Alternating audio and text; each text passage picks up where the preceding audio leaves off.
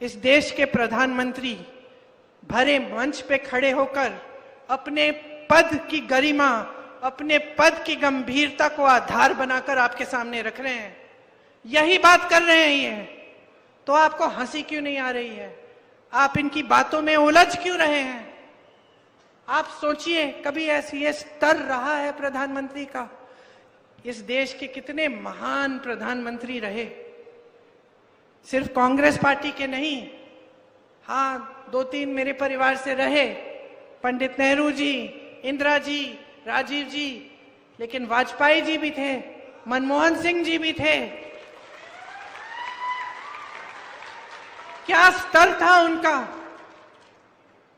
और इन्होंने स्तर इतना गिरा दिया है कि चुनाव के सामने ये कहने के बजाय कि मुझे वोट दीजिए, मैंने 10 सालों में ये काम और ये काम किया है, आपके सामने आकर कहते हैं फिजूल की बातें कि कोई राजनीतिक दल आपके गहने एक्सरे की मशीन से चुराएगा। मजाक समझ रखा है इन्होंने। हंस रहे हैं, लेकिन सिर्फ ये हंसी की बात नहीं है, गंभीर बात है कि आपने इनके लिए इतना आसान बना दिया है सब कुछ। ये सोचते हैं कि जवाबदेही ही नहीं है, ये सोचते हैं कि सत्य की भी जिम्मेदारी नहीं है देश के प्रति। ये सोचते हैं कि आपके सामने आकर कुछ भी झूठ बोल लें, कभी इंदिरा जी के बारे में बोलेंगे, कभी मेरे पिताजी के बारे में बोलेंगे, कभी पूरे परिवार के बारे में कुछ झूठ बोल देंगे, वो तो अलग बात है, ठीक है बोलने दीजिए। हम उनके खिलाफ हैं, हम उनके बारे में, उनकी सच्चाई आपके सामने लाते हैं, हम उनसे लड़ते हैं, हम आपके लिए लड़ते हैं, तो हमारे बारे में बोलेंगे, बोलने दीजिए। लेकिन ऐसे झूठ देश के बारे में, देश के विकास के बारे में, आपके बारे में, तो आप कैसे मान रहे हैं? तो जो कठोर बात मैं कहना चाह रही हूं वो ये है कि 10 साल आपने ऐसे निकाल दिए हैं, अगर फिर से आपका वोट इनके पक्ष में जाएगा तो तैयार हो जाओ, 5 साल और भुगतोगे। 5 साल और ऐसी सरकार आएगी जो आपके लिए कुछ नहीं करेगी, जिसके नेता समझते हैं कि आपसे ऊपर हैं, जिसके नेता के दिलों में आप सर्वोपरि नहीं हैं। और ये इस देश, इस लोकतंत्र की परंपरा रही है कि जनता सर्वोपरि होती है। मैंने इंदिरा जी को देखा है, गांव गांव जाती थी, अपने पिताजी के पीछे पीछे जाती थी मैं, गांव के अंदर, गांव में डांट खाते थे वो महिलाओं से कि हमारी सड़क नहीं बनाई है, राजीव भैया बताओ। ये थी परंपरा हमारी। महात्मा गांधी आपके बीच आते थे, कोई ऐसा नेता नहीं रहा इतना अहंकारी कि वो सोच बैठा कि मंच पे दिखेगा, बड़े बड़े उद्घाटनों में दिखेगा, बड़े बड़े विदेशी नेताओं के साथ दिखेगा, मगर आपके बीच नहीं आएगा, और फिर भी दोबारा से आप उसको चुनोगे। तो मैं आपसे ये कहना चाहती हूं कि अपने जीवन में सुधार लाना है, तरक्की लानी है, रोजगार लाना है, महंगाई को घटाना है, और जो आपकी समस्याएं हैं उस पर चुनाव लड़ाना है, तो अभी जागने की जरूरत है।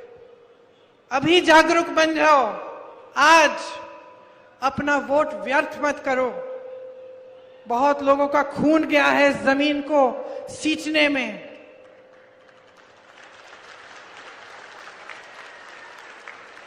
इस देश को आपने बनाया है।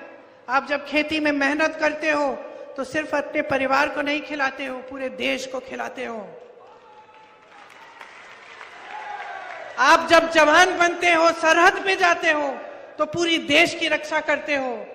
मेरी बहनें, जब आप नई पीढ़ी को, अपने बच्चों की आप परवरिश करती हो, तो आप इस देश की नई पीढ़ी को तैयार कर रही हो। ये देश आपका है।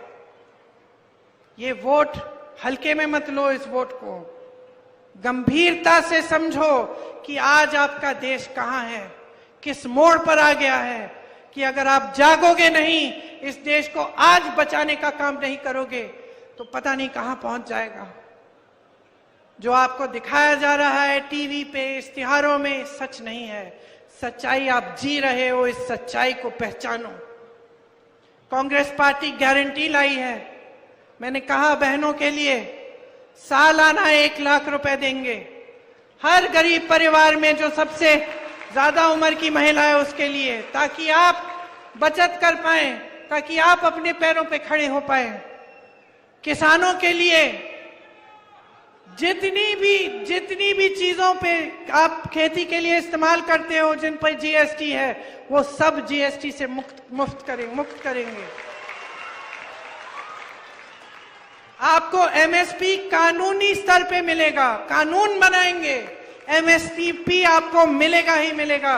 और ये जो 16 लाख करोड़ के माफ कर रहे हैं ना, ये ऋण अपने बड़े उद्योगपति दोस्तों के, इसके बजाय हम जो आपके ऋण हैं उनको माफ करने के लिए एक स्थायी आयोग बनाएंगे, ताकि किसी सरकारी ऑर्डर की जरूरत नहीं होगी। जब आपको ऋण माफी की जरूरत होगी, आप आयोग में जाकर अपने ऋण माफ करा पाएंगे।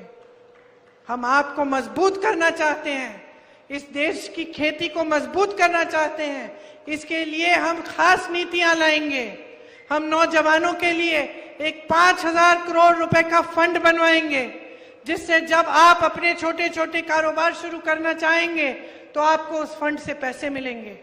जो स्नातक पास बच्चे हैं, जो शिक्षित हैं, लेकिन रोजगार नहीं मिल रहा है, हम कह रहे हैं कि आपको जैसे ही आप पास होंगे, आपको हम एक अप्रेंटिसशिप प्रोग्राम में लगवाएंगे, ताकि 1 साल में आपके कम से कम 1 लाख रुपए बन जाए। हम कह रहे हैं कि मोदी जी की सरकार में 30 लाख सरकारी पद खाली हैं, हम उनको भरेंगे। हम किस आधार पर कह रहे हैं ये? आप सोचोगे कि चलो ये आई थी, इन्होंने भी बड़ी बड़ी बातें कह ली कि हम ऐसा करेंगे वैसा करेंगे। वो तो मोदी जी भी कह गए थे 5 साल पहले, 10 साल पहले, फिर कुछ नहीं हुआ। पता है आपको कैसे मालूम होना चाहिए कि मेरी बातें हल्की नहीं है। कर्नाटका में देखिए, पास में है ना कर्नाटका, जितनी गारंटी हमने दी, चुनाव से पहले जो गारंटी दी, सरकार बनने पर वो गारंटी पूरी हो रही है। छत्तीसगढ़ में हमने वही किया, किसानों के कर्ज माफ किए। हिमाचल प्रदेश में हमारी सरकार है, हर रोज गारंटियों को पूरा करने का काम हो रहा है। तेलंगाना, धन्यवाद, तेलंगाना में भी हमारी सरकार है, तेलंगाना में गारंटी पूरे हो रहे हैं।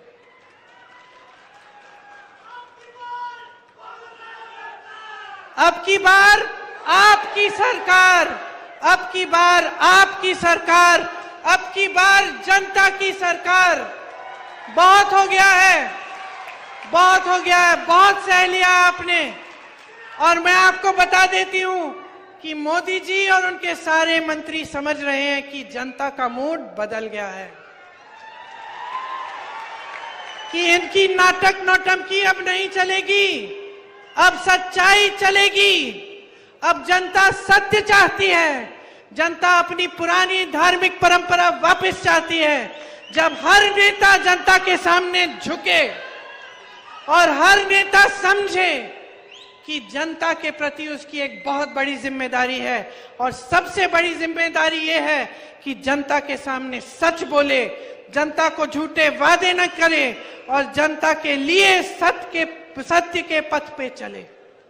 यही सबसे बड़ी जिम्मेदारी है। देखिए, नेता का धर्म सेवा होता है। ये परंपरा आपने डाली नेताओं में, अब आप पीछे हट रहे हैं। अब आपने ये सिलसिला जारी कर दिया इस देश में कि नेता सोचता है धर्म की बात करेगा, काम करने की जरूरत नहीं है। मैं एक महिला के घर में गई थी, यूपी में, फिरोजाबाद में। कुछ नहीं था, सड़क नहीं थी, बिजली नहीं थी, पानी नहीं था।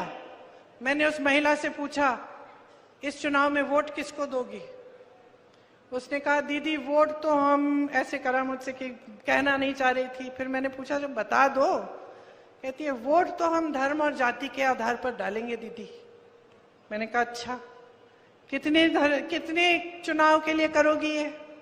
कहा, पिछली चुनाव में भी किया और इस चुनाव में भी। तो मैंने उससे पूछा, तुम्हें मिला क्या है?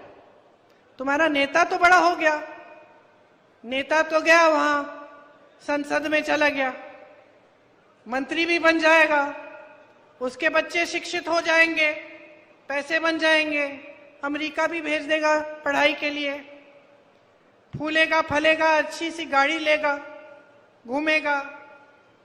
तुम्हें क्या मिला? जवाब नहीं दे पाई। मैंने कहा तुमने सोचा है कि ये जो वोट है तुम्हारा, ये उसके लिए नहीं है, उसको बड़ा बनाने के लिए नहीं है, उसको सत्ता देने के लिए नहीं है। ये यहाँ पे जो तुम्हारी टूटी नहीं है ना, इसको लगवाने का वोट है। ये तुम्हारी सड़क बनवाने का वोट है। ये तुम्हारे बच्चों के लिए स्कूल बनवाने का वोट है। ये तुम्हारे घर में पानी लाने का वोट है। ये तुम्हें रोजगार दिलवाने का वोट है। तो समझी। उसने मुझे कहा दीदी अगली बार कभी नहीं खोने दूंगी। तो समझ लो ये तुम्हारा वोट है, किसी नेता के पक्ष में नहीं, मेरे पक्ष में भी नहीं, किसी राजनीतिक दल के पक्ष में नहीं, अपने पक्ष में डालो। अपने घर के लिए, अपने परिवार के लिए, अपने गांव के लिए, अपने शहर के लिए, अपने प्रदेश के लिए और अपने इस देश के लिए, जिसकी मिट्टी ने तुम्हें जीवन दिया है। क्योंकि नेता का स्वभाव होता है, सत्ता मिलने पे अहंकार हो जाता है। नेता का स्वभाव होता है, सत्ता मिलने पे बदल जाता है। और यही आप अपने आंखों के सामने नरेंद्र मोदी जी के साथ देख रहे हैं। इतना अहंकार हो गया है कि आपकी परवाह ही नहीं है।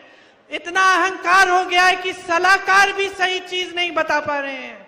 सलाहकार भी झूठी बातें बनाने लगे हैं।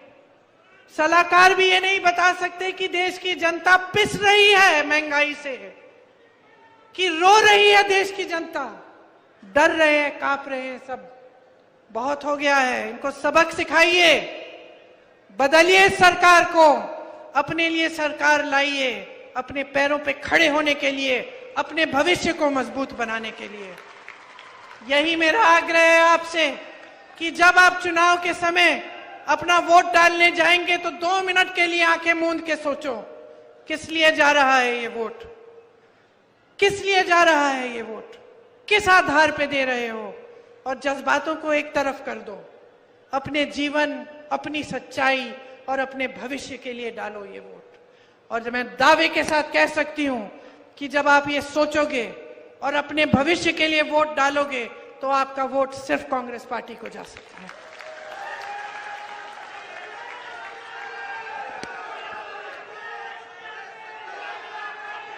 यहाँ के हमारे उम्मीदवार हैं, मैंने आपके बारे में बहुत अच्छी अच्छी चीजें सुनी हैं, आपके लिए समर्पित हैं। यहाँ से आपने, जैसे मैंने कहा, यहाँ से आपने बड़े बड़े मुख्यमंत्री दिए।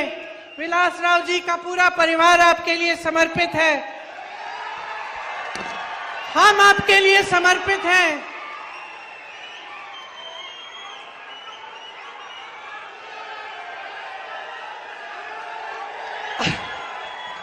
एक बार जोर से मेरे साथ बोलिए, जय हिंद, जय हिंद, जय हिंद। ये हुई ना बात। जहां जहां मैं जाती हूं नारा लगवाती हूं मैं जय हिंद का, लेकिन सबसे जोर से आपने दिया है। इसका मतलब है आप मेरी बातों को समझे हैं और आप इस देश को बचाने का काम आज से शुरू करेंगे। धन्यवाद।